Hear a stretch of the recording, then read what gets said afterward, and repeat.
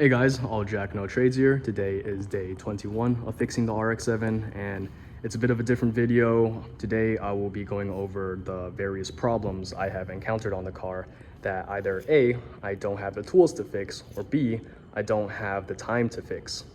So what I'll do is again go over the problems, and then I will be putting on the hood and then the engine undercover, because tomorrow I'm calling AAA to get this car towed and to bring it to a mechanic.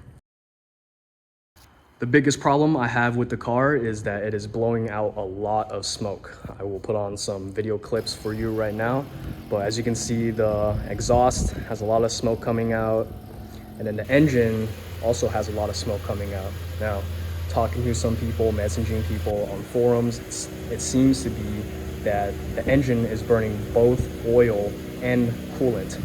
So this tells me that there is a problem with the soft seals on the engine and they need to be replaced. I emailed some mechanics around the area. They say the engine needs a full rebuild. That means replacing the apex seals, potentially replacing the entire rotor and housing or whatnot. I'm not sure if that's the case or if we just need to replace the rubber seals, but I am bringing it to a mechanic to figure it out. The reason why I am not doing this myself is because, number one, I don't have the tools in order to take the engine out, and number two, I don't really have the time to do that, so I will let the mechanic handle that. Second problem I have is that the rear differential, it's leaking out a lot of fluid.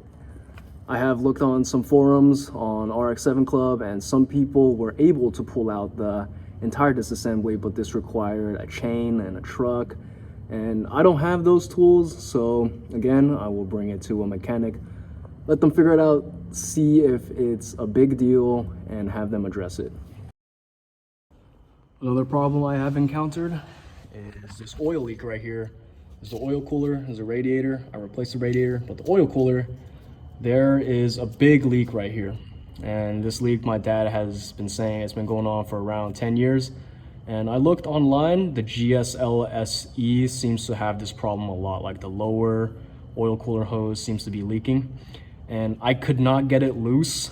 I looked online, some people said that there is glue here that you need to heat up with a torch. And frankly, I'm not comfortable doing that because there's a lot of oil here. I feel like if I use a torch, it's just gonna catch on fire. So I'm gonna let the mechanic handle that.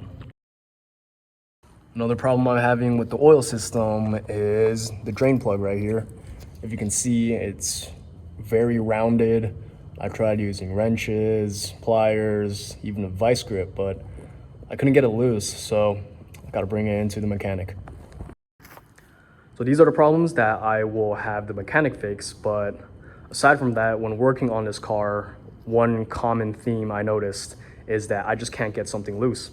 And I think that is just a trade-off when working with a 40-year-old car. There are parts that are going to be rusted, things that you can't get loose, and I'll just have someone else figure that out. So right now I will put the engine undercover underneath the car and the hood onto the car. If you notice, this is a bit cleaner. I use some dish soap as well as steel wool to just clean it up a bit so the mechanic doesn't have to face that much oil. So what you're gonna wanna do is match this side onto here. As you can see, it's kind of crusted in grease and oil, but that's where these prongs go. You just kind of slip it in first, and then you have to attach on your 7 10mm bolts. So here, here, here, here, here, here, and there. As you can see, the cover right here, it's just barely holding on, and it's just latched on to this right here. If you can see it, those two prongs are just on top of that part. What you're gonna wanna do is, using one of 7 10mm bolts, stick it through here, and you're gonna wanna connect it to this grill and then this steel bar right here. You can see it. That's where you gotta connect it to. Bolt is on, and we got a little spider friend right here. I guess that's the drawbacks of not touching a car for a while. But anyway, here we have a bolt. Now we gotta put one over there, over here, back there, and then also on the other side. And then we should be done.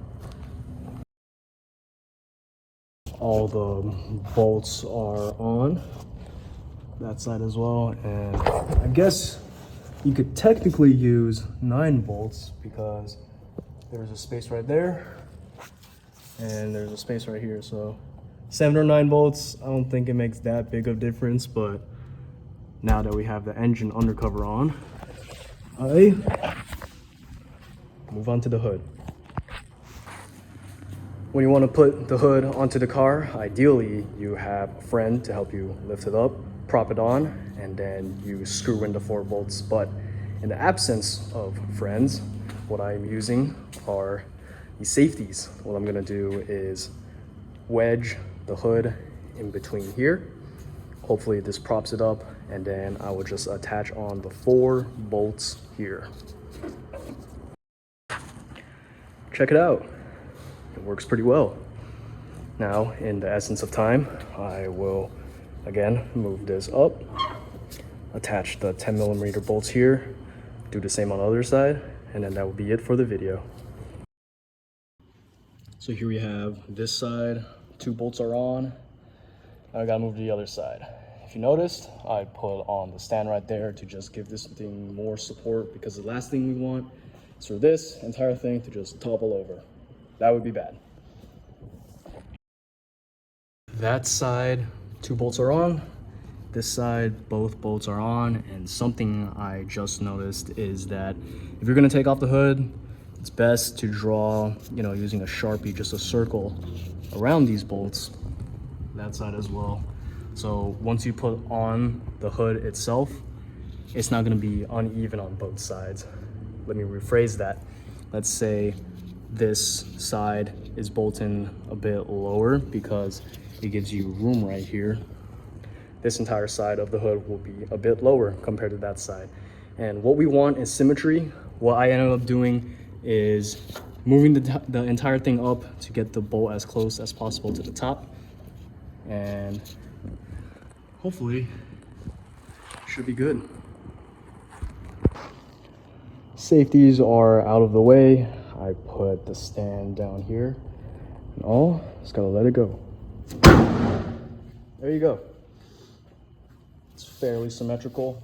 As I mentioned, if you do bolt these on differently on each side, there might be a slight discrepancy, but it's not that big of a deal.